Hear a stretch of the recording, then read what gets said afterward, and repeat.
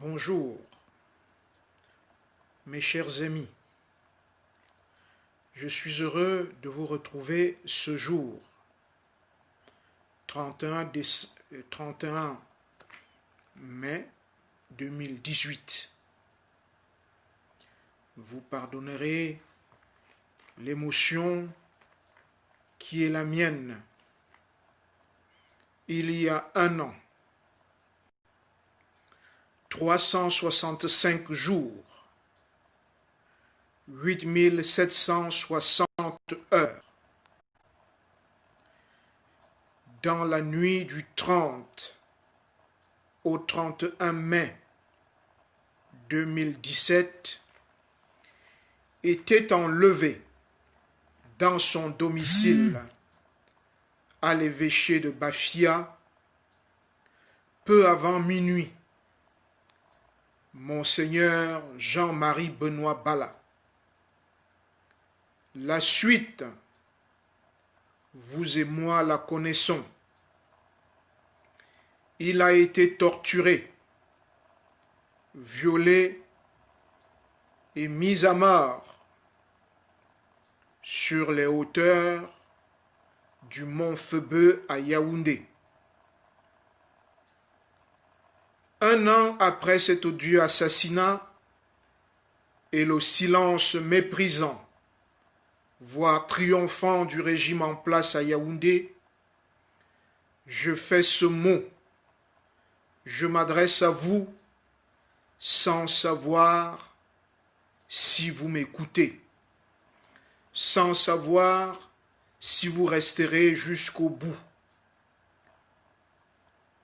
Je m'adresse à vous comme le poète lançant une bouteille à la mer, avec cependant une légère nuance.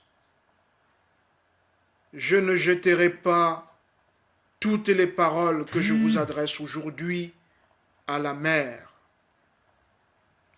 Je m'adresse aux 25 millions de Camerounaises et de Camerounais que nous sommes, mais aussi à tous ceux qui, au-delà des limites de notre pays, ont quelques sentiments humains dans leur cœur, quelle que soit leur croyance, quelle que soit leur idéologie, leur nation, leur pays. Contrairement au poète Aragon qui, en 1942, ne signa pas sa lettre le témoin des martyrs, je m'adresse à vous, à visage découvert, avec le nom, le patronyme que m'ont donné mes parents il y a 46 ans. Ce n'est pas par orgueil, ni par bravoure, mais parce que, comme disait Franck Fanon dans Les damnés de la terre, chaque génération doit, dans une relative opacité, découvrir sa mission, la remplir ou la trahir. Je suis de cette génération, celle qui a vu Monseigneur Jean-Marie Benoît Bala être enlevé, torturé, violé et assassiné sans que personne ne daigne s'indigner, sans qu'aucune voix ne s'élève au-delà des chaumières, sans qu'aucune voix ne s'élève au-dessus de l'émotion, pour entrer dans une dénonciation de raison. Je ne me veux cependant pas prêtre de la révolte, de cette unique race qui vit au Cameroun. Pourtant, comment nier que voici venu le temps de se ceindre les reins comme un vaillant homme, et la plume, la voix comme un poing à la longée du bras, pour paraphraser Aimé Césaire. Notre devoir est de sortir de ce morbide anonymat. Tant de morts pour rien, tant de morts inutiles. Et si aujourd'hui, mes amis, j'utilise ma voix, c'est parce que chaque nuit, dans mon lit, Jean-Marie Benoît Bala vient jusqu'à moi et me voici murge pour passer au luminol toutes ces scènes de crime ici, au Cameroun, dans notre pays. On n'assassine personne, tout au plus, on se suicide ou on disparaît. Alors, ce que je fais aujourd'hui, c'est parce que certains morts me l'ont demandé. C'est en leur nom que je vous parle. Ils sont tombés sous les coups d'hommes cagoulés et bien entraînés, la nuque brisée. Oui, la nuque brisée, dépouillés de leurs organes génitaux. Oui, ce ne sont plus des hommes, mais des bêtes de somme. Mes amis, il faut du courage pour le dire, pour le dénoncer, pour le décrire. Et j'ai besoin de vous pour continuer à le faire. Oui, ceux qui sont tombés hier sont tombés sous les coups de leurs propres compatriotes. Oui, je l'affirme, la nuque brisée, dépouillés de leurs organes génitaux, ce ne sont que les plus chanceux qui sont morts d'une balle dans la tête, tirée à bout portant par un anonyme. Mes amis, ils sont morts au Cameroun, tués par d'autres Camerounais en temps de paix. Ils sont morts pour le Cameroun. Car à côté de Jean-Marie Benoît Bala, il y en a bien d'autres. Et il ne faudrait pas que nous nous disions, nous n'étions pas là, parce que nous sommes témoins au quotidien de cette histoire. Permettez. J'étais âgé de quelques années seulement, quand en 1979, Simon Pondo, son épouse de nationalité américaine et leur fils furent tués à Douala par strangulation. Au domicile de mes parents, je me souviens qu'on ne parlait de cet assassinat qu'à la tombée de la nuit, quand les murs eux-mêmes s'étaient endormis. Ce crime n'a jamais été élucidé.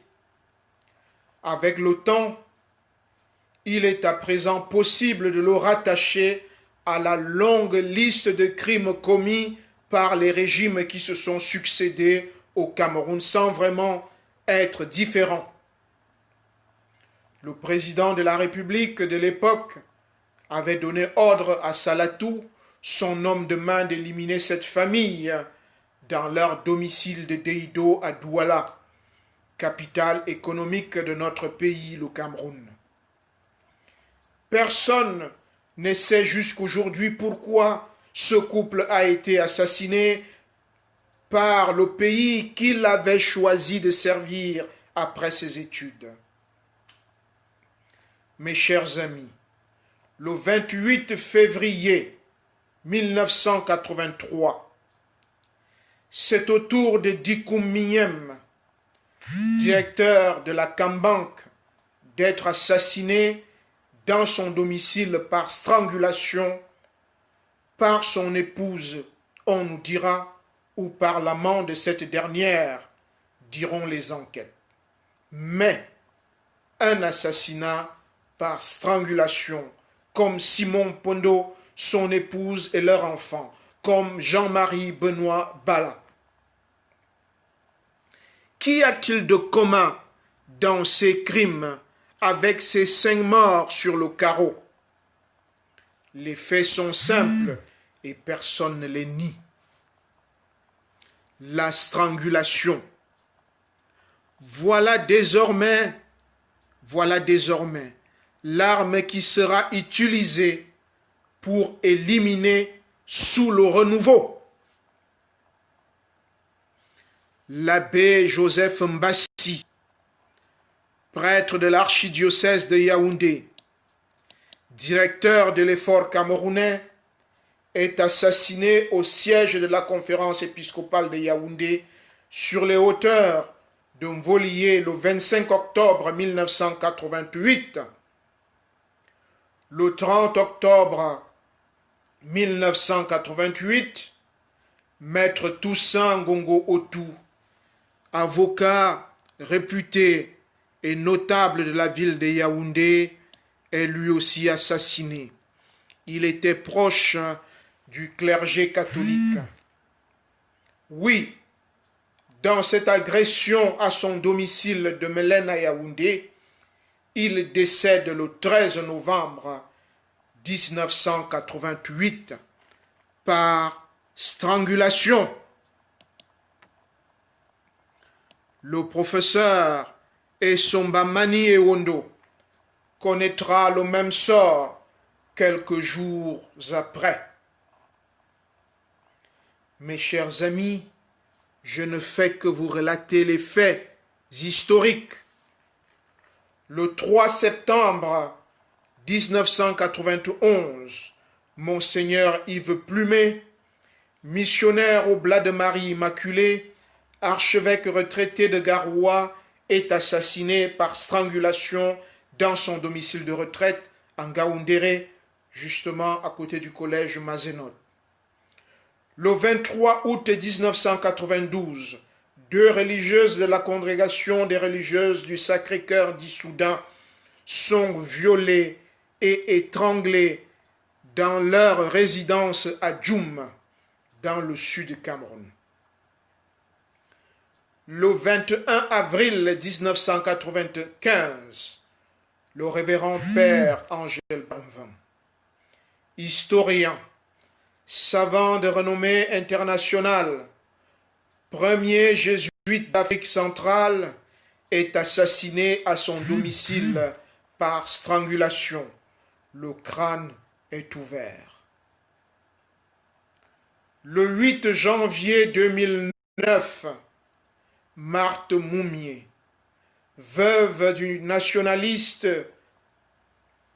Moumié de l'Union des populations du Cameroun, âgée de 78 ans, est violée et tuée par strangulation à son domicile de Bolova, capitale de la région du sud Cameroun.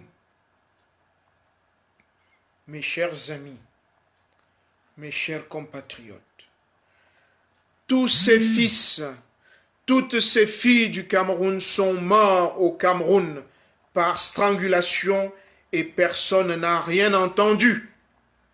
Je dis rien entendu. Aucun de ces hommes, aucune de ces femmes n'a été tuée dans une prison. Ils étaient tous dans leur domicile au beau milieu de la nuit. Et erat nox. L'assassin surgit comme de nulle part. Ils frappent, ils le font dans la nuit. Mais, oui, mais, nul n'est dupe. Ils ont tous été assassinés par strangulation, par des professionnels recrutés parmi ceux, je dis, parmi ceux qui ont en charge la sécurité des citoyens, y donnant ainsi l'exemple révoltant du crime. Tous ces morts, mes chers amis, tous ces morts sont peut-être catholiques, de nombreux ecclésiastiques, des chrétiens pratiquants. Je suis obligé de le souligner, car, oui, je vois monter au sein de la jeunesse camerounaise, dans son expression parlée et écrite, à travers les radios, à travers la télévision, à travers les réseaux sociaux, la haine des religions dites importées. Alors oui, on pourra dire c'était des vendus chrétiens. Mais est-il possible que des hommes unis à d'autres hommes, à d'autres femmes, par les liens de la chair, de l'affection, de l'amitié, puissent se satisfaire d'une phrase pareille?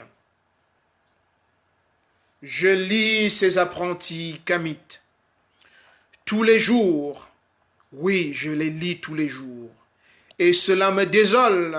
Et je me dis que Cheikh Anta Diop se retournerait dans sa tombe. Mais passons. Ces kamites ne sont en rien responsables de tous ces assassinats par strangulation. Ces hommes, mes amis, ces hommes, pourquoi ont-ils été assassinés? Cette femme, pourquoi a-t-elle été assassinée? Pourquoi leurs dépouilles ont-elles été profanées au point qu'il ne fut possible à Monseigneur Jean Zoua, alors archevêque de Yaoundé, de faire une absoute pour le jésuite Engelbert Mvon, le pouvoir ayant choisi de séquestrer la dépouille? Monseigneur Joseph Akonga Essomba, lors de son homélie le 2 août 2017 à l'occasion de la levée de corps de Monseigneur Jean-Marie Benoît Bala, dira: la vie est sacrée. Il ne nous appartient pas d'y toucher. Et pointant un doigt accusateur ironique, il ajoute: le vrai pouvoir ignore la violence, le vrai pouvoir construit la paix, le vrai pouvoir promeut le développement de l'homme entier. Notre Église est livrée aux forces des ténèbres, livrée aux forces des ténèbres d'une part par les suppôts de Satan, d'autre part par certains faux membres de cette Église. Mes chers amis, fin de citation. Le chef de l'État, son Excellence Polia, était bien représenté à ses obsèques par le ministre d'État, non moins ministre de la Justice, garde des Sceaux. Un protestant représente le chef de l'État à ses obsèques. Ceux qui haïssent l'Église, dont Jean-Marie Benoît Bala est martyr, peuvent reconnaître la grandeur, la noblesse, la beauté du sacrifice des chrétiens jetés aux bêtes qui chantaient dans les supplices. Je pense à Perpétue et à Félicité. Je pense à Anouarit, je pense à Kizito, je pense à Mukasa et à tous les martyrs de l'Ouganda. Alors oui, on peut détester ces hommes d'église, mais comment rester insensible à leur souffrance, à leur agonie, à leur mort? Mes chers concitoyens, Camerounaises, Camerounais, c'est à vous au plus profond de vous, d'être les témoins non de la mort mais de la vie. C'est à vous d'être cette corde, ce fil d'Ariane par lequel l'on suit la vérité jusqu'à son éclosion. Mes chers amis, Jean-Marie Benoît Bala est mort, assassiné. Il a été enlevé par un capitaine de corvette avec 6 autres éléments. Il a été torturé. Il a été violé. Il a été étranglé. Il a été mis à mort par les frères invisibles, ceux qui rôdent quand la nuit est tombée. Alors, j'appelle la jeunesse camerounaise à ne pas désarmer. J'appelle les hommes et les femmes de ce pays à ne pas baisser les bras. Notre pays a tant versé de son sang au point où tous les cours d'eau du Cameroun se confondent au sang. Alors, mes amis, je vous exhorte à vous battre, à témoigner, non pas de la mort, mais de la vie. Je vous exhorte à ne pas oublier Marthe Moumié, à ne pas oublier Jean-Marie Benoît Bala, à ne pas oublier Essomba Manié Wondo, à ne pas oublier le père Angèle Bermvan, à ne pas oublier Jean-Marc Ella, qui à la suite de cet assassinat est allé mourir de froid à Vancouver, au Canada. Mes chers amis, Camerounaises et Camerounais, c'est à vous de témoigner non de la vie, non de la mort, mais de la vie.